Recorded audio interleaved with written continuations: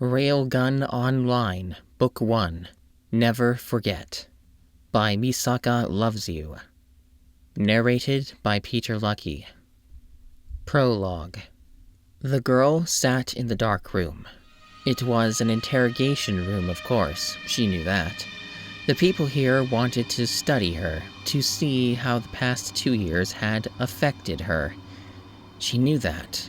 She knew what these people wanted, but she couldn't stop them. She clasped her hands together fearfully.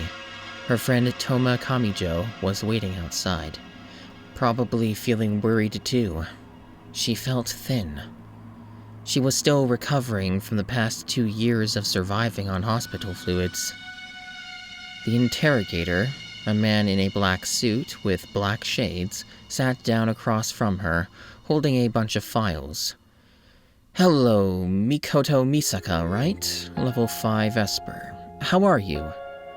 Mikoto didn't respond. She wasn't going to fall for the whole "we care about what you're going through" routine. She knew what they wanted. They wanted to catch him, the creator of the prison, the world, the universe that was full of monsters, atrocities, yet love and lives. A world that had changed her. "I know what you want," Mikoto whispered. "But I can't help you, and Kirito can't help you either." "You mean Kazuto Kirigaya?" said the interrogator. "Yes, he told me the same thing. Yet I'm not your average interrogator. Actually, I'm a psychologist. As you understand, everybody in your group has been transferred to Academy City for, a catching up, if you will. What better place to reaffirm your education than this place, after all?" "I guess," Mikoto murmured. "So what? You're hoping you can find some clues by looking at my mental state?" "Something like that," said the man. "Yes, now I believe it was the first ever MMORPG ever created for the Nerve Gear, Sword Art Online?" "Yes," Mikoto said. "And you were a unique player," said the man. "Not only were you the only one of 3 Espers who played the game, but the moment you logged on, you instantly gained amnesia." "Yeah," said Mikoto. "I couldn't remember anything." "Yes, that's good," said the man. "So, why don't we start from the beginning then? Tell me about your life in that world." "Life?" Mikoto growled. She slammed her fist against the table, and electric sparks rippled out along the metal. "You're just one of those stupid scientists trying to see how my abilities were affected by my experiences in there. Well, forget it." "Calm down, Misaka," said the man. "I understand. I've read your file. I know about Project Radio Noise. I know how much you distrust Academy City's system, but I'm from the Japanese government, not Academy City. You can even check my credentials if you wish. Please, it is required that we do this for everyone, not just you. We need to assess if you're ready to go back into the real world, so to speak." Mikoto sighed. "Fine. You want to listen to my story? Well, I'm warning you. It was both a nightmare and a blessing." "Yes, I heard the story from Kazuto's point of view," said the man. "But I would like to hear it from your mouth, to see it through your eyes." "Fine," said Mikoto. "I'll tell you everything, but none of it leaves this room. None of it. You understand me?" "Yes," said the man. "The same will be said for everyone I've talked to. What happens in this room stays in this room, and what happened in SAO stays in SAO." "I hope what you said about this room is true," said Mikoto. "'Cause what you say about what happens in SAO stays in SAO can't be further from the truth." And so Mikoto began her tale, the story of Sword Art Online. Chapter 1. World of the Sword. The sounds of clashing blades reverberated through the large forest. The sounds of desperate panting was also heard, as if somebody was fighting for her life, and in a manner of speaking, she kind of was.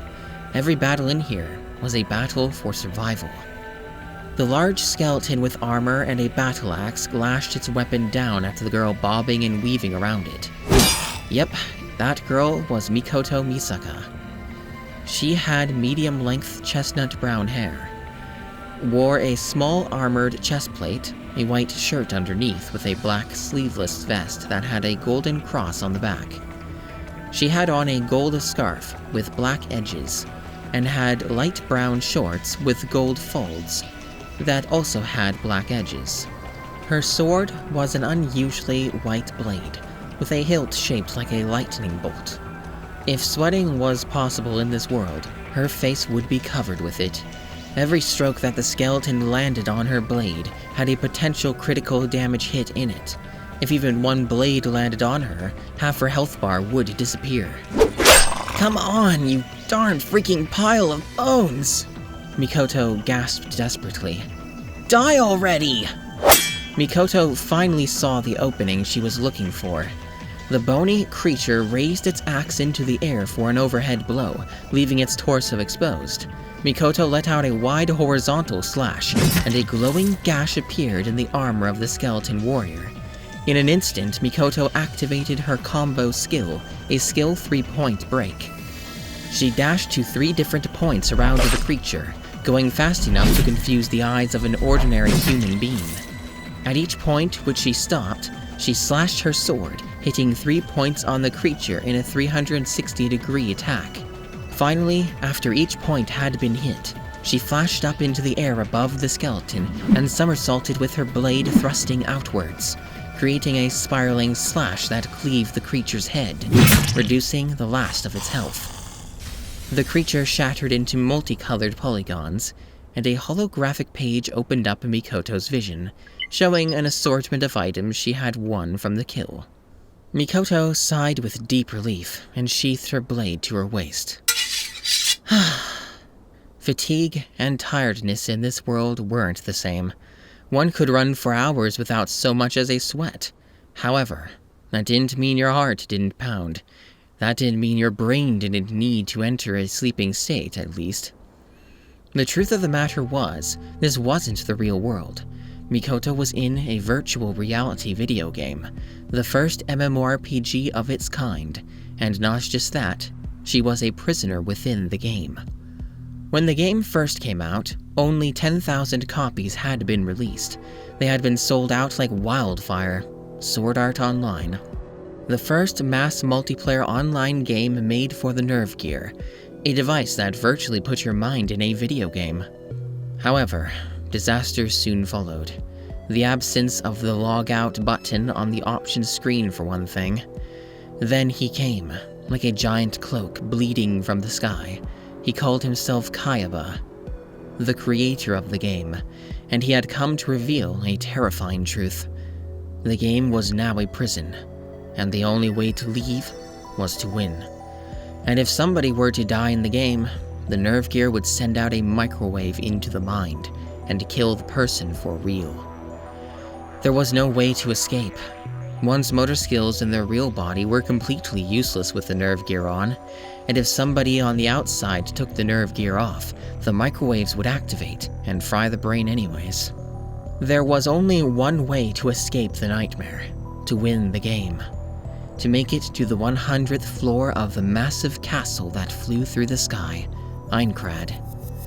A castle that was made of ginormous floors, each one hundreds of kilometers wide, full of monsters, entire worlds. Mountains, lakes, forests, dungeons, and at the top of each floor, a deadly boss waited. At best, nobody could beat that game on their own, and in the past year, Mikoto had been trapped in this world. She had watched people die in droves as they strove to reach each floor. Some had given up hope, believing the game to be unbeatable. Well, considering it was an MMO, who wouldn't say fuck you the moment Kayaba named his game? But Mikoto had it worst, because she wasn't just trapped here. This was the only world she knew, because the day of the grand opening of Sword Art Online, she had woken up in that world to find she remembered nothing. She had amnesia. She didn't remember where she was from, who her parents were, nothing. She woke up in this game with no knowledge of who she was. She only remembered her name, Mikoto Misaka. That was it. Her game name was Railgun, and as far as she could tell, that meant nothing to her. She remembered her confusion, her fear, running into the first town, begging people to tell her where she was, only to be laughed at by people who thought she was trolling the game. And then, after the grave announcement, that terrible truth was revealed. She knew. This world, which was the only world she could remember, wasn't the real world. It was a prison, a death prison, designed to amuse Akihiko Kayaba. Mikoto waved her left hand and a screen appeared, showing the options icon with several holographic options buttons. She pressed the one labeled item pouch and selected potions. In a burst of light, a small vial of liquid appeared in her hand, and she drank from it. As she drank the tasteless liquid, her health bar on the top right of her vision went from yellow to green, refilling so that it was near full. The monsters on this floor were getting much more dangerous. Their levels, health regeneration, and attack variations were getting more troublesome. She knew that the boss room must be nearby, and there was no way she was going to go near somewhere like that alone, even if she was a solo player. Railgun didn't have a pleasant reputation among the other players. Strange things happened around her whenever she got emotional, or during strange occasions. Things would happen. She would do more damage than was possible with her stats. The environment around her would distort and turn to static. Many theorize she wasn't really a player, that she was actually an NPC that had gone rogue and glitched. And as a result, nobody trusted her. Nobody trusted this game. Why should they trust something from it? Was it true? Was that the reason for her amnesia? Was Mikoto just a rogue program, born from the system? Mikoto's eyes dimmed with sadness as she considered this. She wasn't real. She was just a program. Then how could she feel? Was she the first success at artificial intelligence? She didn't know. Her thoughts were interrupted by sudden screams in the woods. Suddenly, multiple monsters, rock humanoids, goblins with spears, skeleton warriors, all jumped out, surrounding Mikoto. No, an ambush? She had let down her guard. Mikoto dodged and slashed her blade with extreme agility, hacking and slashing her sword through the enemies, killing 5 of them with skillful precision. But as she did, she couldn't avoid the blows of the higher-level enemies. Her health began to whittle down, little by little, and more enemies jumped out. No, Mikoto whispered. No, no, no, no, no! Mikoto screamed, and a shockwave of sizzling static blew out, and the enemies around her froze. Some of them in mid-air or mid-strike, twitching as if they were caught in some computer glitch. Mikoto blinked. No sooner had she said this, though, when the creatures unfroze and all closed in on her. A silver streak flashed through several of the monsters, destroying them, the streak of a blade. There was the flash of a dark cloak as somebody dove into the mess, wielding his sword like a demon, dealing massive amounts of damage, allowing Mikoto to finish many of them off. Mikoto didn't have time to thank the heavens or wonder about her savior. She just did her best to keep her health steady, as she assisted in taking down the last of the ambush. When the fight was finally over, she fell to her knees, clutching her chest. That was close. She was that close to death, whether she was a program or a real person. A hand wearing a black glove held itself out to her. "You all right?" Mikoto remained silent, not taking the hand. This guy would be like all the rest if he figured out who she was. He just needed to look at the username on the player icon over her head. She stood up. "Thanks. You should probably get out of here now. The monsters in this part of the dungeon are insane." The boy she saw was a handsome one, with black hair, a dark coat with a yellow armored chest. with moons and stars on his chest. Kirito's early appearance when his level was still in the 40s. The boy, who Mikoto could see, was called Kirito, sheathed his blade, and shrugged. Wow, you're pretty cold for a girl who's just had her life saved. Yeah, well, don't get me wrong, I am grateful and everything, said Mikoto. But I find people aren't usually too tickled when I survive dungeon clearing. That's a bit harsh, said Kirito. You a beta tester? I don't know, said Mikoto. Okay. Are you not liked at your school? I don't know. Are you a game hacker? I don't know. Kirito stared at Mikoto. Railgun. Where have I seen that username before? Here it comes, Mikoto muttered to herself. With a good name like that, said Kirito, it's hard to think of why people wouldn't like you. Do you have any friends in the real world who are trapped in this game? I don't know, said Mikoto. Come on, Railgun, said Kirito. You don't have to be so cold. I get you want to keep your IRL life private, but... It's not that, said Mikoto. I really don't know. I don't know anything. I don't remember. Just like that, Kirito seemed to get what Mikoto was saying. She didn't know how he got the hint, but he did. Sorry, said Kirito quietly. I didn't know. How long? Ever since this game started, Mikoto said. Now, if you don't mind, I have some unneeded items to sell back in town. Mikoto walked away, only to look over her shoulder to see Kirito strolling behind her. What are you doing? Mikoto growled. Do you want my blade down your throat?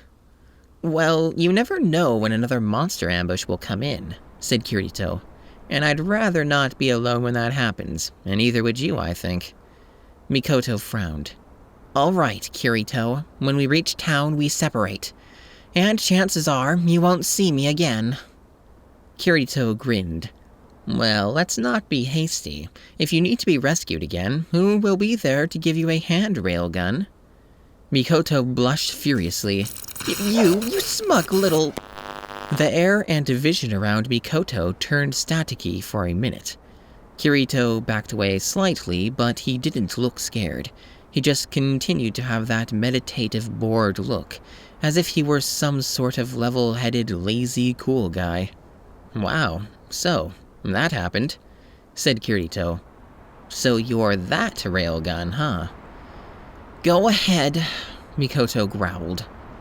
Stare, the glitched NPC that got a brain. Don't be ridiculous, said Kirito. You're not an NPC.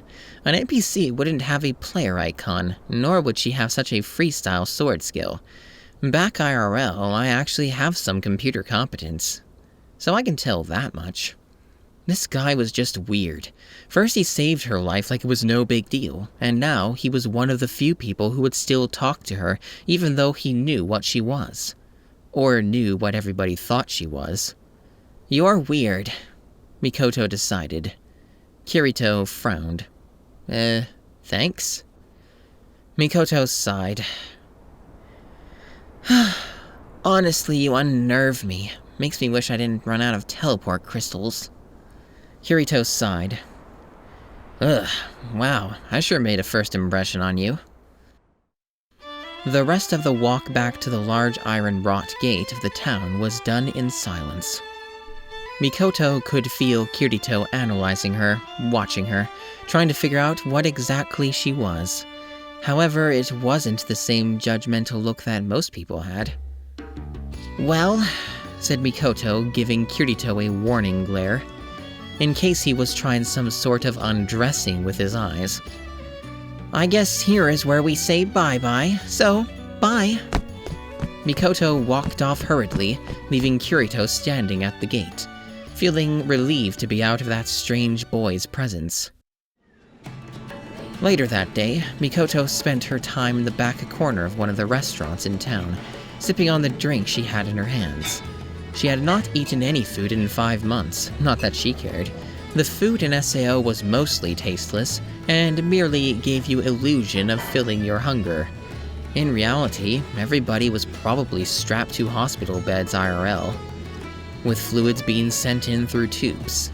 It was rare to find food in SAO that tasted remotely like real food, unless you found somebody who had leveled up their cooking skill in the game real high, and that was pretty rare too.